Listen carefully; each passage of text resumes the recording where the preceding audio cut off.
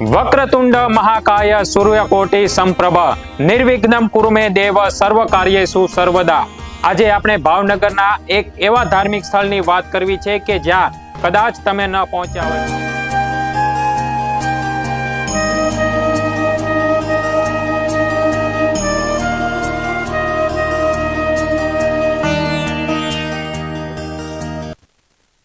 કોઈ પણ શુભ કાર્યની શરૂઆત કરીએ ત્યારે ગણપતિજીનું પૂજન કરતા હોઈએ છીએ। હાલ સમગ્ર દેશની અંદર ગણપતિ ઉત્સવ ચાલી રહ્યો છે। ઠેર ઠેર જગ્યાએ દાદાના દર્શન માટે ભક્તોની ભીડ જોવા મળતી હોય છે। ત્યારે આજે વાત કરીશું ભાવનગર જિલ્લાથી 25 કિલોમીટર દૂર આવેલું અગિયાળી કે જ્યાં ગણેશ આશ્રમ આવેલો છે, જ્યાં ભાવનગર જિલ્લાનો સૌથી મોટો આ ગણેશ આશ્રમ આવેલો છે કે જ્યાં દાદાના દર્શને લોકો દર્શન કરવા માટે આવતા હોય છે અને ધન્યતા અનુભવતા હોય છે।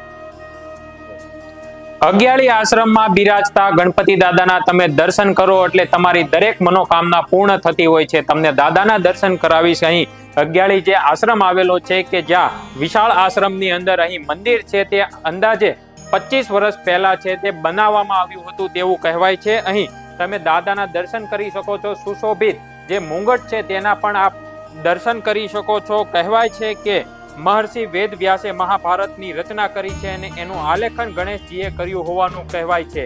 એવી પણ લોકવાયકા છે કે ભગવાન પરશુરામ સાથે યુદ્ધ દરમિયાન ગણેશજીનો એક દાંત તૂટી ગયો હતો અને એ તૂટેલા દાંત વડે ભગવાન ગણેશજીએ મહાભારતનો ગ્રંથ લખ્યો છે। ગણેશજીના જો સ્વરૂપનું વર્ણન કરવામાં આવે તો સતયુગમાં ગણેશજીને 10 હાથ અને ત્રેતા યુગમાં તેના 6 હાથ અને દ્વાપર યુગમાં તેમનું મુખ હાથીનું અને 4 ભુજા અને કળયુગમાં 2 હાથ હોવાનું મનાય છે। આ દ્રશ્યોની અંદર આ જે અગિયાળી ગામની અંદર બિરાજતા ગણપતિ દાદાના તમે દર્શન કરી શકો છો। સાથે રિદ્ધિ અને સિદ્ધિ તેમની સાથે પ્રતિમા છે તે આપ પણ જોઈ શકો છો, તેના પણ તમે દર્શન કરી શકો છો। ગણેશજીના નામની જો વાત કરવામાં આવે તો ગણેશજીનું સતયુગ અને ત્રેતા યુગમાં વિનાયક તેમજ દ્વાપર યુગની અંદર અને કળયુગમાં ગજાનન કહેવામાં આવે છે। અને આ સાથે જ ગણેશજીના આમ તો અસંખ્ય અવતાર છે, પરંતુ તેમનો 8મો અવતાર છે તે ખૂબ જ સુપ્રસિદ્ધ છે। ગણેશજીના જો નામોની વાત કરવામાં આવે તો વક્રતુંડ, એકદંત, મનોહર, ગજાનન, લંબોદર, વિકેટ, વિઘ્નરાજ અને ધૂમ્રવર્ણ તરીકે ગણપતિ દાદાને સંબોધન કરવામાં આવે છે। હાલ ગણપતિનો ઉત્સવ ચાલી રહ્યો છે ત્યારે ઠેર ઠેર જગ્યાએ દેશમાં પંડાલો લાગ્યા છે અને ગણપતિ દાદાની પૂજા અર્ચના કરવામાં આવતી હોય છે। અહીં ભાવનગરથી માત્ર 25 કિલોમીટરના અંતરે આ ગણપતિજીનું સૌથી મોટું મંદિર છે તે આવેલું છે અને વિશાળ ગ્રાઉન્ડની અંદર આ મંદિર છે તે બંધાવવામાં આવ્યું છે। સૌથી મોટું આ ગણેશજીનો આશ્રમ છે કે જ્યાં ભક્તજનો છે તે દર્શન કરવા માટે આવતા હોય છે અને દાદા પાસે તેમની મનોકામના લઈને આવતા હોય છે। આ તમે દાદાના દર્શન કરી શકો છો। આજે આરસમાંથી બનાવેલી આ જે મૂર્તિઓ છે તેને પણ તમે કલ્પી શકો છો કે અહીં જે મૂષક છે તેના પણ તમે આ ચિત્રની અંદર કંડારવામાં આવ્યા છે, તેના પણ તમે દ્રશ્યો જોઈ શકો છો। અહીં અગિયાળી ગામની અંદર આ વિશાળ મંદિર આવેલું છે જેની દાદાની પૂજા અર્ચના છે તે દિવસમાં 3 સમય થતી હોય છે। ગણેશજી પર શોભતો મુંગટ અને આ સાથે જ પ્રતિમાની જે દ્રશ્યો જોઈ શકાય છે તેમાં અંકુશ, હરસી અને દાદાની જે સૂંઢમાં જે લાડુ મોદક છે તે તમે જોઈ શકો છો અને બીજી તરફ દાદા છે તે સ્વયં દર્શન આપતા હોય તેવી પ્રતિમા છે તે અહીં મૂકવામાં આવી છે। અનેક શ્રદ્ધાળુઓ છે તે પોતાની શ્રદ્ધા સાથે પ્રાર્થના કરતા હોય છે અને સાથે જ રિદ્ધિ સિદ્ધિ માતા છે તેમનું પણ અહીં બિરાજમાન છે અને દ્રશ્યોની અંદર આ કંડારી શકો છો અને દર્શન કરી શકો છો। ભાવનગરના અગિયાળી ગામ ઉપર આ જે મંદિર છે તે ગણેશ આશ્રમ આવેલો છે અને જ્યાં દાદાના દર્શન કરવા માટે ભાવિ ભક્તો છે તે દૂર દૂરથી આવતા હોય છે।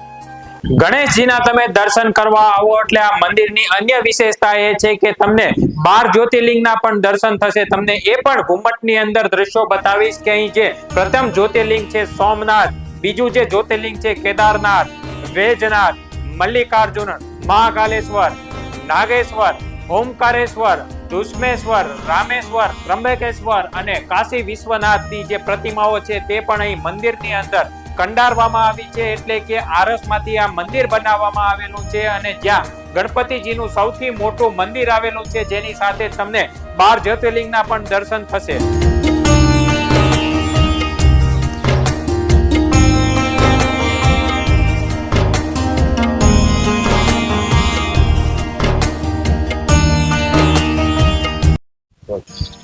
અગિયાળીમાં બિરાજતા ગણપતિ દાદાનો ઇતિહાસ અને તેનો મહિમા શું છે તે આજે આપણે વાત કરીશું અગિયાળી ગામના માજી સરપંચ મનુભાઈ લાદવા સાથે. મનુભાઈ, ખાસ કરીને આ મંદિર સાથે શું ઇતિહાસ જોડાયેલો છે દાદાનો?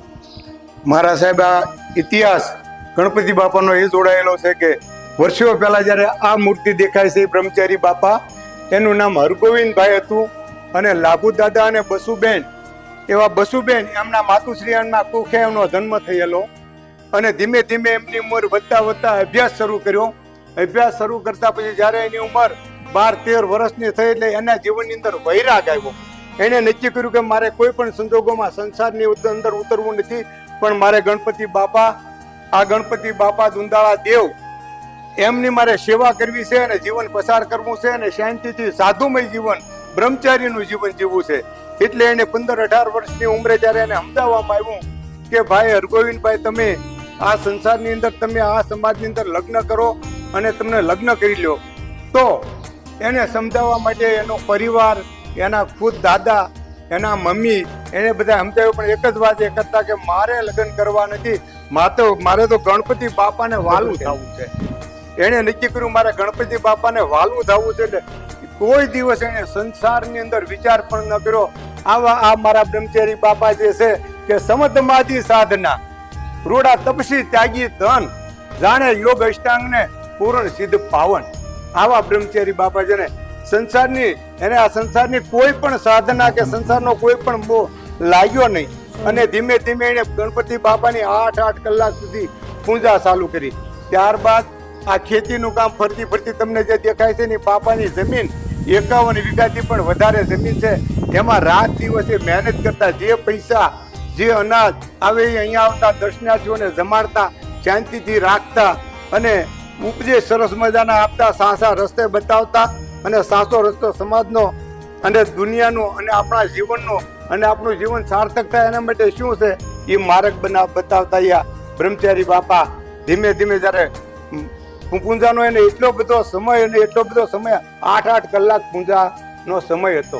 બીજું કે બ્રહ્મચારી બાપા કોઈ દિવસ ઊંઘતા એમ જોયા નથી. મોટામાં મોટી એક બાપાની સાધના હોય બ્રહ્મચારી બાપાની, તો કોઈ દિવસ ઊંઘ્યા નથી, લાંબુ ડીલ કરી અને ઊંઘ્યા નથી. અહીંયા મંદિરમાં એક પ્રસાદીનું પાટ્યું છે એને ખાલી ટેકો દઈ અને રાતે 12-1 વાગે શાંતિથી ઘડી આરામ લઈ લેતા. એ આરામ લેતા અને પછી પાછા તરત ઝબકીને જાગતા. એક જ વાત કરતા, વધુ ઊંઘ લેવાથી ઊંઘની અંદર કોઈ પણ એવું સપનું આવી ગયું હોય તો આપણને દુઃખ થાય. એ દુઃખ ન થાય એના માટે થઈને એને આરામ પણ લીધો નથી. અને અહીંયા આ સરસ મજાનું ધીમે ધીમે આગળ જીવન ગયું.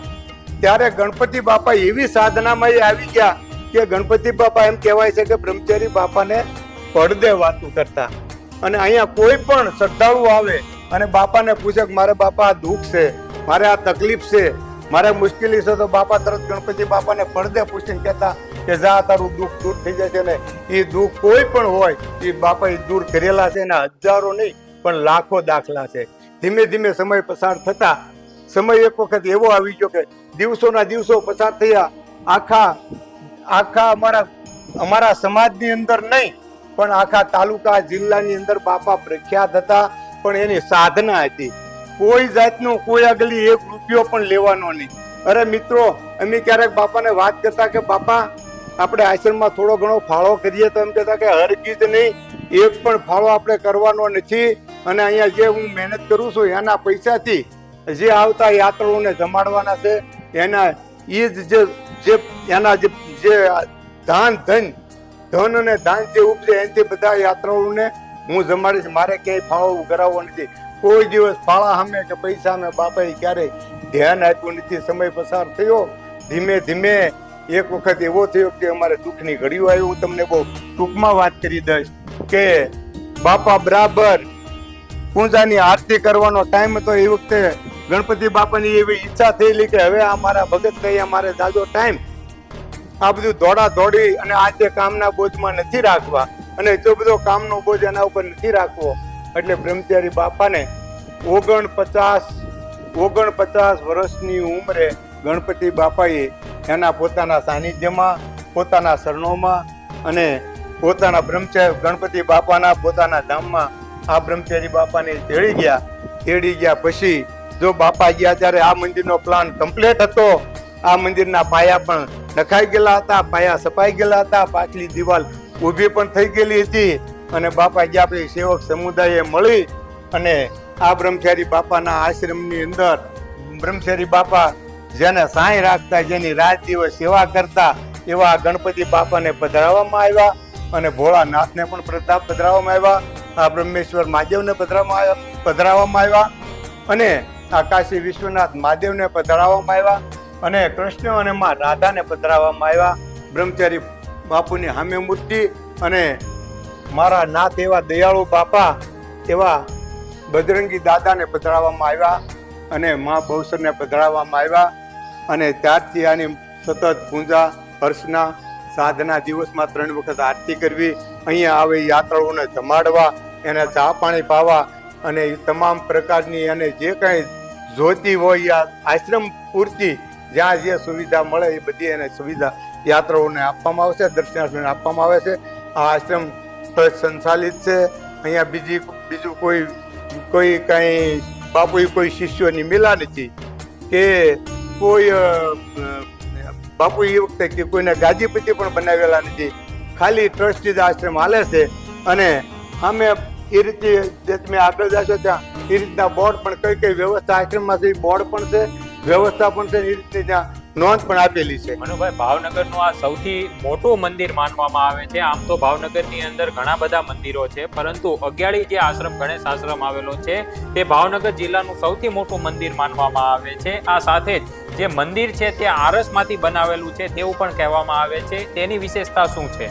એની વિશેષતામાં એવું છે કે આ સરસ મજાના કંડારાયેલા પથ્થરથી આ મંદિર બનાવવામાં આવ્યું છે અને એની અંદર ગણપતિ બાપાની રમણીય મૂર્તિઓ, માં રિદ્ધિ અને સિદ્ધિની રમણીય મૂર્તિ, કૃષ્ણમાં રાધાની સરસ મજાની મૂર્તિ, ભોળાનાથ મને સરસ મજાના કાશી વિશ્વનાથ મહાદેવ, બ્રહ્મેશ્વર મહાદેવ અને બ્રહ્મચારી બાપાની મૂર્તિ, અને એમાં બ્રહ્મચારી બાપાની સરસ મજાનું મંદિર છે ને, આ બધા મકરાણાના પથ્થરથી આ મૂર્તિઓ બનાવવામાં આવી છે અને ઊંચામાં ઊંચા પથ્થરથી આ મૂર્તિઓ બનાવવામાં આવી છે અને અત્યારે અમને સાક્ષાત દર્શન આપે છે. એવો અમને કાયમ માટે દરેક અહીંયા પધારતા હરિભક્તોને, ભક્તોને અને દર્શનાર્થીઓને ભાસ થાય છે. આ મંદિર છે તે કેટલા વર્ષ જૂનું છે? આ મંદિર 25 વર્ષથી પણ વધારે જૂનું છે. 25 વર્ષથી પણ વધારે જૂનું છે. અને હું તમને વિશેષતા એ કહું કે આના પાયા ખૂબ ઊંડા ખોદેલા છે. દરેક સેવકોઈ કોઈ પણ મજૂરી વગર આના પાયા એટલા ઊંડા ખોદ્યા છે, ટોબરા ઊંડા ખોદ્યા છે કે આ 12, 15 ફૂટ ઊંડા ટોબરા ખોદેલા છે. અને આજુ બધું પુરાણ કર્યુંમાં તમને વિશેષતા એ કહીશ કે આની માલપા ટ્રેક્ટરનો અસર તો હોય તો સેવક સમુદાયના સેવકો યુવાનો ધક્કા મારીને ટ્રેક્ટર ચડાવી દેતા. ટ્રેક્ટર બંધ પડ્યું હોય તો ધક્કા મારીને ચડાવતા. આવી ઊંચી ભાવના દરેક સેવક સમુદાયની આમાં હતી અને એ ભાવના જોડાયેલી છે. એટલે આપની નજર સમક્ષ આવું સરસ મજાનું બ્રહ્મચારી બાપાનું મંદિર શોભી રહ્યું છે અને સેવક સમુદાયને અને દર્શનાર્થીઓને આવો સરસ મજાનો લાભ એને દર્શનનો, એની સેવા પૂજાનો અને એની આસ્થા બાધાઓનો રાખી રહ્યું છે. અહીંયા કોઈ પણ આસ્થા રાખવામાં આવે છે, કોઈ પણ બાધા રાખવામાં આવે છે, કોઈ પણ આખડી રાખવામાં આવે છે તો બ્રહ્મચારી બાપુ અને ગણપતિ બાપાની એની મનોકામના 100% પૂરી કરે અને કરે જ છે. આ હતો ગણેશજીનો મહિમા. હાલ તો ગણેશ ઉત્સવ ચાલી રહ્યો છે. ઠેર ઠેર જગ્યાએ ગણપતિજીના પંડાલો લાગ્યા છે. દાદાના 3 ટાઈમ દર્શન કરવા માટે શ્રદ્ધાળુઓ જતા હોય છે. પરંતુ ભાવનગરના જે અગિયાળી ગામની અંદર ગણેશ આશ્રમ આવેલો છે કે જેની વિશેષતા પણ કંઈક અલગ છે. અહીં અનેક શ્રદ્ધાળુઓ ગુજરાતભરમાંથી દાદાના દર્શન કરવા માટે આવતા હોય છે.